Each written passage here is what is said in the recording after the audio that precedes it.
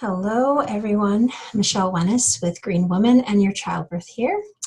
May 10th, 2017, a day before the double mastectomy and reconstructive surgery. Tomorrow, I think it's 7 or 7:30. We have to confirm. Hospital has to give us a call. And there's really nothing to do but wait. There are no longer any classes to teach. There are no longer any doctor's visits. Everything that I have to do is just drink as much as possible and make sure I don't take anything internally past midnight, but I'll be in bed hopefully by then and we'll have a great night's sleep. So wanted to just give you guys a picture of what this kind of situation can look like. I was with a few students yesterday, prenatal yoga class, and they said, one of them said, wow, your life changed really quickly. So timeline wise, March 30th was when I had my mammogram sonogram. And they had detected something in the sonogram, and it was a little different than other sonograms because I guess a head technician came in and then a doctor came in, so I kind of knew, all right, well, this is going to be different.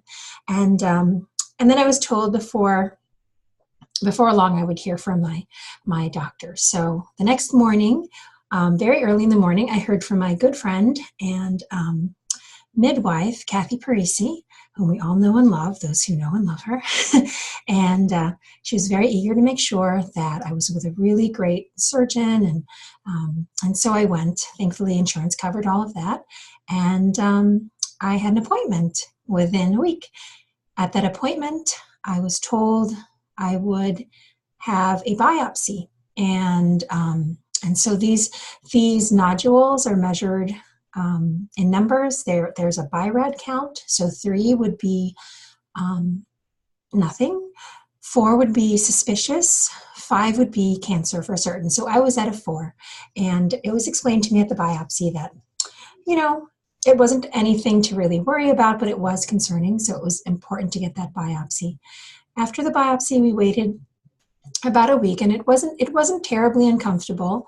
My husband was able to be there, and I like to kind of joke around in these situations, and we kind of had a grand time. So after that, we were able to find out that I was estrogen positive and progesterone positive, but we couldn't find out until the following week about the HER2 positive or negative, and it needed to be negative. And so we waited some more. And then we found out it was negative.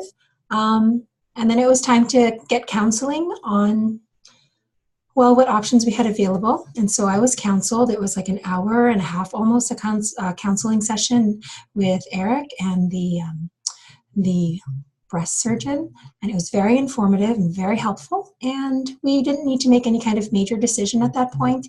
However, I was already leaning towards a mastectomy because of family history. My grandmother had to have one, and my mother had also had some experiences in our history. And so we were leaning towards that, and then I just had to make a decision if I was more comfortable with leaving things as they were afterwards or looking into reconstructive surgery, such as implants or a deep flap option, which was to use your own fatty tissue and your own blood vessels. They would take it, move it from the bottom, bring it up here, and then kind of connect all the vessels. And so I was also leaning towards the second. Some people are more or less comfortable with implants, and I was more comfortable with not going that route. So after that, we scheduled to meet with the reconstructive surgeon who was going to be doing the deep flap, and if I was going to completely be terrified by it, I had the option of talking to him about implants or somebody else entirely that my doctor also had kind of in her back pocket. She's very specific about who she wants us to see in terms of their skills and her comfort level sending people to them and everything. So I think the only other person she's comfortable with is down in Louisiana. So she's pretty specific. My husband and I went to that visit, and the reconstructive surgeon was very informative, very kind. And yeah, so we scheduled some dates. So here we are. In between that, I qualified for coverage to get an MRI, which was based on the kind of cancer that they found. So there's ductile, and then there's lobular. So I think lobular is something like 10% of women who are diagnosed with this issue have an MRI typically approved because it's a little bit more concerning. So I was approved for that. I got the MRI. It's very loud. Know that if you ever get an MRI, the breastfeeding MRI is much more comfortable, I hear, because you can actually look up if you need to. You can see the light outside and you're on your belly as opposed to being on your back. So if you ever have to go through that, it's manageable. They might give you a drug to take to calm you down before. I opted not to because I wasn't sure how I would react. I do wish I knew that I could have asked for earplugs because it was really loud. Childbirthing skills have been working throughout all of this process.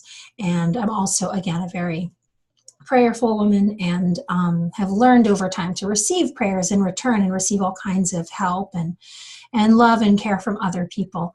Not always easy for me for a long time, but it helps and it blesses other people too. So just keep that in mind. If you're one of those, I can take care of it, you're taking away the gift of giving from other people. And so as a giver, we should, you should understand that too. So there was a CAT scan that needed to be done as well, just to make sure all the vessels down in my pelvic region were what they wanted to see, and that they would be able to start kind of mapping out the route with which they're going to move forward tomorrow. And I had to get the regular pre-op blood work, EKG, all that stuff. So my life in a few weeks, yes, did change quite a bit. I was in and out of different offices. There's a lot of just waiting in between, but also it was pretty active. I'd say this week was probably the longest week because there wasn't a whole lot to do in terms of going anywhere for the surgery. But there were some follow-up calls from the hospital, from the different doctors, some emails with videos kind of reiterating all the instructions pre-op and post-op and all that. So probably one of the most unpleasant experiences was when I went to get the CAT scan. I had to stop taking in fluids at 7:30 in the morning, and I tend to drink a lot in the middle of the night, and I'm going to keep drinking throughout the rest of this day until as late as I can, because it took about 8 tries for them to get this needle in for there's a contrast that they plug into your blood so they can read what they need to read during the CAT scan. So that was fairly unpleasant, but again, childbirth skills, just lots of relaxation and breathing. There was some counterintuitive stuff I had to do, like holding tension in an arm while relaxing the rest of my body. So I had to kind of pretend that I was in labor and that arm was my uterus. So anyway, those of you who've done some of that work with us understand what I'm talking about. So let's see, what else is there? So tomorrow's surgery is going to be a double mastectomy. And while the breast surgeon is working up here, 2 reconstructive doctors will be working, starting also right down in my belly area. And they're going to start the cutting and the removal of fat and looking for those vessels while she's up there. And then when she's finished, she's going to biopsy or send to pathology whatever they pull out. She's going to get everything out. She's got this philosophy that you can't leave anything. Take as much tissue as you can, and she's gone to fellowship after fellowship. That's what she's comfortable with, and it makes me comfortable to hear that. So that might not be the route your surgeon decides to go, and you might not be comfortable with it, but that definitely reassured me. There will also be, if you ever go through this, there's a question of whether or not they can save your nipples.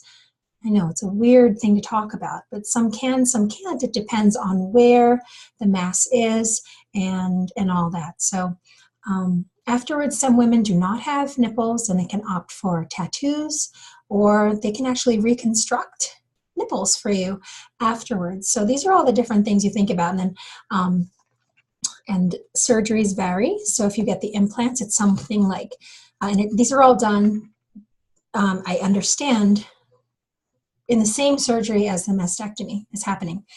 Some people do opt to do reconstruction later, but some do it all together.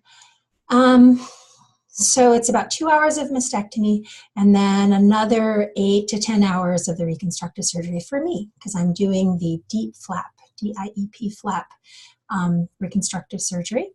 Women who opt for implants, it's somewhere like 4 hours more, I think, on top of the mastectomy. I could be wrong. It might be 4 altogether or 6 hours, but that's a couple of different parts. They go in with implants that are sort of temporary, and then they kind of fill them a little bit, and then the women come back, and then they kind of fill them some more, just so as not to overstretch the skin too quickly.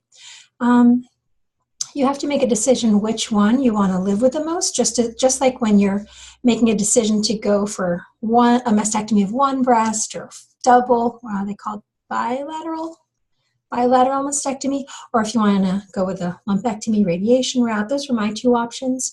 And you have to kind of go with what you can live with more comfortably. We're all so different, and some of us just really are going to lean towards one way versus another. There's no real right or wrong. You've got to just go with what feels good. And if you're not certain, absolutely get a couple of opinions, especially if you're doing the lumpectomy. Yeah, so that's what I understand about that. There's going to be some fun stuff afterwards. Recovery is going to be longer with what I'm choosing. And the implants, the lumpectomy and radiation, so it's different. That's a 1-day surgery. I think you're in there overnight. I think. I don't think it's a in and then out the same day. I could be wrong. Please don't hold me to that. But the double mastectomy is about a 4-day hospital stay, and then they're going to have to show me how to shower, how to clean them. Part of what they're going to be doing as well, besides biopsying and removing the breast, is to take some nodules. It's the right breast, so taking some nodules here and biopsying those as well. There's a dye that they're going to put in before that, just to see if anything has traveled beyond the lymph nodes, and that would be concerning. And so there's a lot of unknown that's still here. We have some testing that we received some word back on, and it was positive information, so that helps us, but that may not affect the treatment. So treatment is really any further treatment is going to depend on what they find tomorrow. And so what I would say is just, if you ever find yourself in this boat, just take the information one piece at a time and just digest it as best as you can in the way that you will. There's no right way or wrong way to handle it. I find it kind of interesting that the way I've chosen to deal with this is sort of just kind of humorously looking at the silver linings and joking around with people, because if they're at ease, I feel like I'm at ease. So that's my approach typically. That's like my MO in life. And also, prayer and just having a real trust. There's a real trust that I have that no matter what happens, whichever way this goes, look, I know where I'm going, and either way, I don't want to leave my family. But I will never be as big of a comfort to them as my God would be. So whether I'm here on earth or not. So there's a lot, I think, that I've shared today. Some of it is heavier than others, but just hang in there and take things one step at a time. Look forward to all the things that come out of it. My sons are just going nuts right now because my younger brother's here. He's coming to stay with them for a few days, just to play around with them and keep them company. So that kind of takes things off of our plates a little bit. We have some friends who are at our church who are organizing this giant meal train, so we don't have to worry about every meal. I will be laid up for about 6 to 8 weeks. And we have friends who, just understanding that we have a 13 and a 10-year-old, just might want to continue with their homeschooling classes, so they're kindly, willingly, and ably taking them for us and being their guardian. I had a friend who came and helped me kind of retrain our dog because he loves me so much. It's that breed that he has. It's like nothing special about me. He just kind of, it's like that Twilight series where the wolves kind of, what is it called? They get attached to the one person. So he's imprinted on me. And when he sees me, he's like 70 pounds and he acts like a crazy Jack Russell Terrier, which would be very bad if he jumped on me. So she came and she gave her time and some tips, cards and just well wishes and prayers. Like I said, it's just been overwhelmingly peaceful. And I think that helps a lot. I hope you don't ever have to go through this, but if you do, just understand that, just taking it one step at a time. Don't go too far ahead. There's no reason to. Just trust, just trust that life will go on after this. And I'm just enjoying everything that we can. So I wish you all the best, and we'll update you soon. I guess that's it. Michelle Wenis, Green Woman and Your Childbirth. Birth and Bonding Made Simple. We also now save family connections through music and movement. There's a lot of stuff we love about life and families and togetherness and all that. So check out our website, www.greenwomanYC.me. You want to say hi to your brother? I'm going to go say hi to my brother. Yes, sir. Bye.